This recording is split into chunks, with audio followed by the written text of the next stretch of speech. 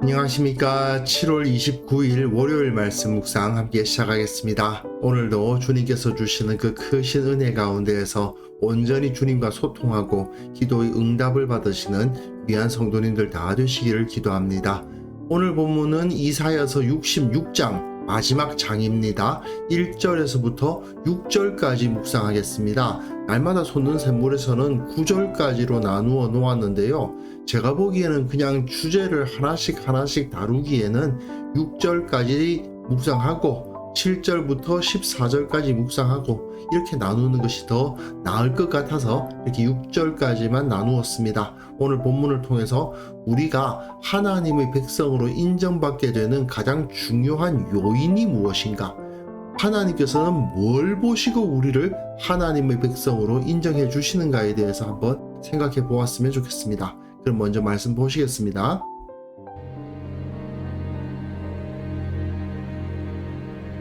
여호와께서 이와 같이 말씀하시되 하늘은 나의 보좌요 땅은 나의 발판이니 너희가 나를 위하여 무슨 집을 지으랴. 내가 안식할 처소가 어디랴. 나 여호와가 말하노라. 내 손이 이 모든 것을 지었으므로 그들이 생겼느니라. 물은 마음이 가난하고 심령에 통회하며 내 말을 듣고 떠는 자 그 사람은 내가 돌보려니와 소를 잡아 드리는 것은 살인함과 다름이 없이 하고 어린 양으로 제사 드리는 것은 개 목을 꺾음과 다름이 없이 하며 드리는 예물은 돼지의 피와 다름이 없이 하고 분향하는 것은 우상을 찬송함과 다름이 없이 행하는 그들은 자기의 길을 택하며 그들의 마음은 가증한 것을 기뻐한즉 나 또한 유혹을 그들에게 택하여 주며 그들이 무서워하는 것을 그들에게 임하게 하리니 이는 내가 불러도 대답하는 자가 없으며 내가 말하여도 그들이 듣지 않고 오직 나의 목전에서 악을 행하며 내가 기뻐하지 아니하는 것을 택하였습니다. 여호와의 말씀으로 말미암아 떠는 자들아 그의 말씀을 들을지어다. 이르시되 너희 형제가 너희를 미워하며 내 이름으로 말미암아 너희를 쫓아내며 이르기를 여호와께서는 영광을 나타내사 너희 기쁨을 우리에게 보이시기를 원하노라 하였으나 그들은 수치를 당하리라 하셨느니라. 떠드는 소리가 성읍에서부터 들려오며 목소리가 성전에서부터 들리니 이는 여호와께서 그의 원수에게 보응하시는 목소리로다. 이제 이사야의 마지막 장이죠. 이사야의 결론이라고 할 수 있습니다. 다시 한번 말씀드리지만 이사야서 65장에서부터 66장 이 두 장은 58장에서부터 시작되는 3부의 3부를 결론 짓는 부분이기도 하고 또한 3부 40장에서 66장을 결론 짓는 부분이라고 볼 수도 있고 이사야서 전체를 결론 짓는 부분이라고 볼 수도 있습니다. 특별히 오늘 본문에서는 이사야서 전체를 결론 짓는 본문으로서의 특성과 이 58장부터의 내용을 결론 짓는 이 58장의 내용이 여기에 반영되는 것을 볼 수 있거든요. 그래서 오늘 본문을 통해서 하나님께서 진정으로 원하시는 예배, 진정으로 원하시는 종교, 즉 믿음은 어떤 것이냐? 그걸 보여주시는 것이라고 할 수 있습니다. 사실은 지난주 토요일에는 새 하늘과 새 땅에 대한 예언이 주어졌는데 이 새 하늘과 새 땅에 대한 예언은 아무래도 40장에서부터 시작되는 전체 3장의 결론부 역할을 했고 오늘 본문에서 이 종교의 문제, 믿음 생활의 문제를 지적하는 부분은 이 전체와 함께 58장부터 이어지는 본문을 결론 지어준다라고 볼 수 있습니다. 본문 보시면요. 여호와께서 이와 같이 말씀하시되 하늘은 나의 보좌요 땅은 나의 발판이니 너희가 나를 위하여 무슨 집을 지으랴. 내가 안식할 처소가 어디랴. 나 여호와가 말하노라. 내 손이 이 모든 것을 지었으므로 그들이 생겼느니라. 이것은 성전을 말하는 겁니다. 하나님께서 원하시는 진정한 성전은 무엇이냐? 이 당시 사람들은 성전을 예루살렘에 다시 지어서 하나님께 영광을 돌릴 수 있을 것이라고 생각을 했고 솔로몬이 레바논의 백향목으로 지은 그 성전의 영광을 꿈꾸곤 했죠. 그리고 아무래도 크고 화려하고 번쩍번쩍한 성전을 지으면 그것이 하나님의 영광, 하늘의 영광을 온전히 반영하는 거라고 여겼습니다. 하지만 그 건축물이 과연 하나님의 영광을 제대로 반영할 수 있느냐 하면은 그게 아니라는 거예요. 이미 하늘과 땅이 하나님의 보좌요 발판이 되어 있기 때문에 그 건물 자체로는 안 된다는 거예요. 진짜 성전, 믿음으로 하나님을 온전히 예배하는 자의 공동체, 교회는 그것이 가능할 수 있으나 건물, 돌이나 나무나 쇠로 지어 올린 그 건물이 하나님께 영광을 돌릴 수는 없는 거예요. 그래서 하나님께서는 네가 내게 뭐 집 지으려고 하지 말라는 말씀이죠. 무릇 마음이 가난하고 심령에 통회하며 내 말을 듣고 떠는 자, 그 사람은 내가 돌보려니와. 이게 바로 하나님 앞에 온전하게 나아가는 참 성전된 사람의 모습이라는 겁니다. 마음이 가난하고 통회하며 하나님의 말씀을 진지하게 듣고 그 앞에서 떠는 그러한 사람이 하나님의 돌보심을 받을 자격이 있어요. 하나님의 은혜를 받을 자격이 있다는 거예요. 그런데 실제로 이 유대인들이 어떤 짓을 했느냐? 성전이랍시고는 그 앞에 나가서 소를 잡아들이는 것은 살인함과 다름이 없이 하고, 제사에서 소를 잡는다는 것은 가장 큰 제물을 바치는 겁니다. 하나님의 말씀에 규정한 제물들 중에서 제일 큰 제물, 그 큰 제사를 드리는 것이지만 그것이 살인함과 다름이 없다. 그것을 통해서 하나님 앞에 나아가려고 하지 않고 온전한 마음으로 제사를 드리는 것이 아니라는 거죠. 소 한 마리 죽이는 것에 불과한, 살인하는 거나 뭐가 다른가 싶은 그런 생각이 들게 만드는 제사. 어린 양으로 제사 드리는 것은 개의 목을 꺾음과 다름이 없다. 어린 양으로 제사를 드리는 것은 보통 일반적인 제사, 말하자면 중산층의 제사라고 할 수 있는데요. 이들이 제사 드리는 것이 개의 목을 꺾음과 다름이 없다. 개는 부정한 동물이어서 제사로 드릴 수가 없죠. 그래서 집에서 개를 혹시 기르려고 하면 개의 초태생의 경우는 반드시 그에 대한 속전을 성전에 바쳐야 했습니다. 그 개의 생명 대신 돈을 바치는 거예요. 만약에 돈을 안 바치려고 하면 그 초태생 개는 목을 꺾어 죽여야 합니다. 개는 하나님께 제물로 드릴 수가 없고 모든 초태생은 다 하나님의 것이기 때문이죠. 어쨌든 그 개의 목을 꺾음과 같이 제사를 어린 양으로 드리고 있더라 이거예요. 그 예물은 돼지의 피와 다름이 없이 하고 분향하는 것은 우상을 찬송함과 다름이 없이 하는 그들은 하나님을 제사한답시고 하고는 있는데 그 마음속에 믿음이 없고 껍데기 의식만 열심히 지키고 있을 뿐인 자들이란 말이죠. 그런 사람들은 그들의 마음이 가증한 것을 기뻐하고 있더라 이겁니다. 그 마음은 전혀 딴 데가 있는데 그 재물을 바치고 있으면 그게 무슨 소용이 있겠습니까? 그런데 이 메시지는요, 이사야서 1장의 메시지를 그대로 반영하고 있는 겁니다. 이사야서 1장 11절 12절을 보시면요, 여호와께서 말씀하시되 너희의 무수한 재물이 내게 무엇이 유익하뇨? 나는 수량의 번제와 살찐 짐승의 기름에 배가 불렀다. 나는 숫송아지나 어린 양이나 수렴소의 피를 기뻐하지 않는다. 너희가 내 앞에 보이러 오고는 있는데 누가 그러라고 했냐? 내 마당만 밟을 뿐이니라. 성전에 들어오고 있기는 한데 성전 마당을 밟고는 있기는 한데 정작 그들의 마음이 온전히 하나님을 섬기고 있지는 않다는 거죠. 그리고 또 58장에서부터 66장까지가 이사야 3부의 3부 마지막 부분 아닙니까? 그래서 58장에도 이런 말씀이 있습니다. 보라, 너희가 금식하는 날에 오락을 구하며 온갖 일을 시키고 있다. 너희가 금식하면서 논쟁하고 다투고 악한 주먹으로 치고 있다. 너희가 금식을 하면 뭐하냐? 거기서 오락을 즐기고 있는데, 논쟁하고 다투고 주먹질을 하고 있는데 무슨 금식이 소용이 있느냐?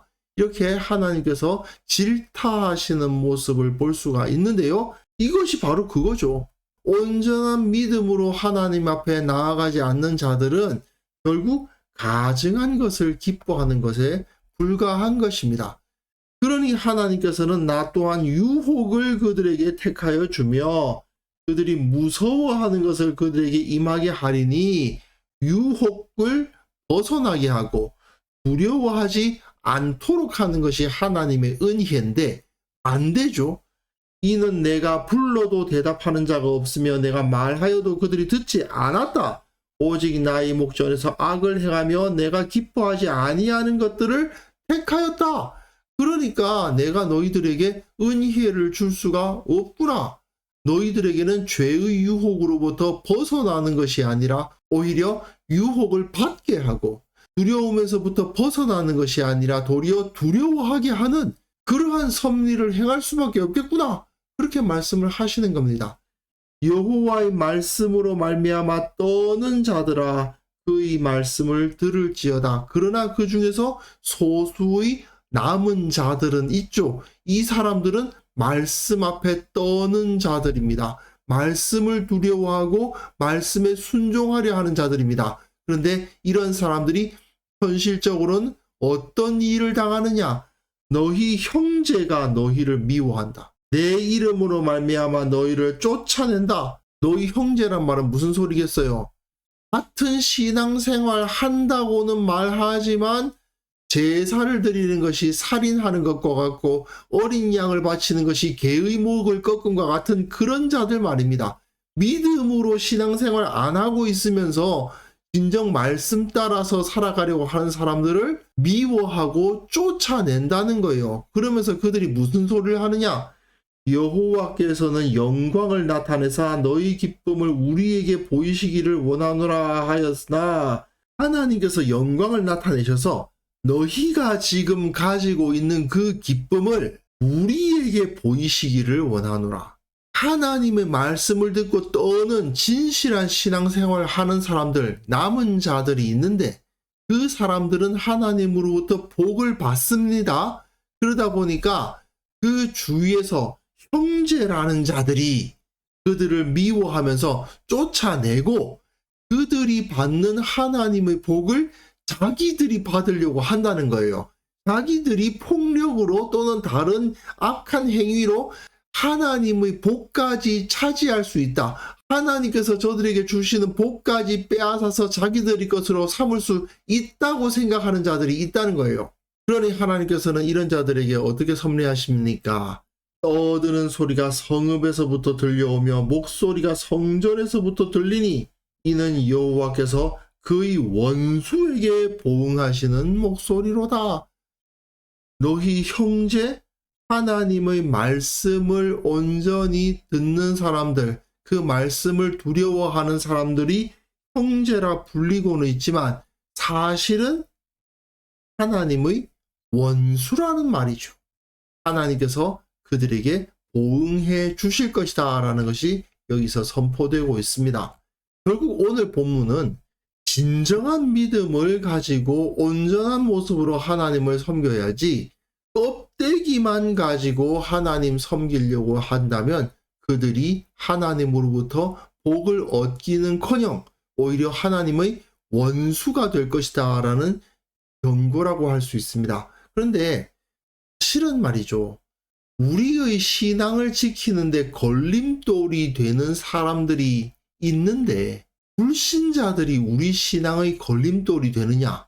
오히려 교회 다닌다는 사람들에 의해서 신앙의 시험을 당하는 경우가 많습니다. 나도 교회 다녀. 왜 너만 유난스럽게 그러는 거야? 이런 식으로 신앙을 공격하는 사람들이 우리를 참 힘들게 합니다. 또는 반대로 너 그런 식으로 신앙생활 해서 되겠어? 새벽 기도에 빠지는 사람 치고 하나님 제대로 믿는 사람 본 적이 없어. 헌금 그 정도 바쳐가지고 무슨 그리스도인이라고 그래? 이런 식으로 정죄하고 비판하고 판단하는 사람들도 있는데 그런 사람들 역시도 우리를 힘들게 만드는 경우가 많이 있죠. 이런 분들은 자신의 삶으로 진정한 믿음으로 하나님을 섬기는 것이 아니라 종교적인 열심으로 하나님을 섬긴다고 착각하는 경우가 많이 있습니다. 반대로는 내가 이만하면 잘 믿는 거지 뭘 그래? 이런 식으로 말하는 사람도 결국 마찬가지입니다. 그냥 껍데기로만 신앙생활 하고 있으면서도 그러면 됐지 뭘 그래 하는 사람이나 종교적 열심을 엄청 내면서도 너희들은 나같이 살고 있지 않으니까 모두 다 천국에서 2등 시민이다라는 식으로 무시하고 판단하는 사람이나 결국은 마찬가지로 똑같습니다. 이런 사람들은요 모두 다 하나님의 진리로 세상을 변화시킬 수 있다고 생각을 안 해요. 그냥 예배당만 자주 오가면 된다고 생각하는 사람들입니다. 나는 예배당을 오가고 있으니 하나님의 백성이다 라고 생각하거나 또는 나는 예배당을 매일 나가고 있으니 믿음이 좋다 이렇게 판단하고 있는 사람인 거죠. 이것이 모두 다 신앙의 척도라고 생각하는 것이죠. 이처럼 일상의 삶과는 완전히 유리된 상태로 신앙의 세계와 현실의 세계가 완전히 분리된 채 나는 거룩해 또는 이만하면 됐지 뭘 이런 태도를 갖는 겁니다. 그러나 하나님께서는 예배당, 예배의식, 종교적 열심 이런 걸 가지고 자기 백성을 인정하시거나 평가하지 않으십니다. 중요한 것은 믿음이죠. 참된 믿음의 사람인가 아닌가가 중요한 겁니다. 근데 참된 믿음의 사람들이 세상으로부터는 믿음 때문에 핍박당하고 또 교회 가면은 열심 내지 않는다고 핍박당하기도 하고 또는 너무 유난 떤다고 핍박당하기도 하고 그런 일들이 너무나도 많아요. 하지만 그런 상황에 있다 하더라도 살아계신 하나님께서는 이런 어려움을 당하는 자들을 위로해 주실 것입니다.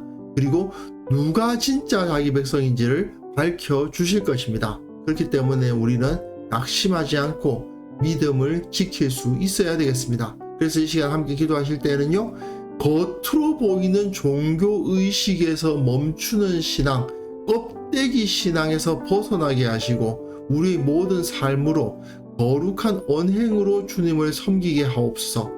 모든 성도들이 참된 믿음을 갖게 하시고 주님께서 진정으로 원하시는 바가 무엇인지를 온전히 깨닫게 하옵소서. 함께 기도하는 시간 가졌으면 합니다.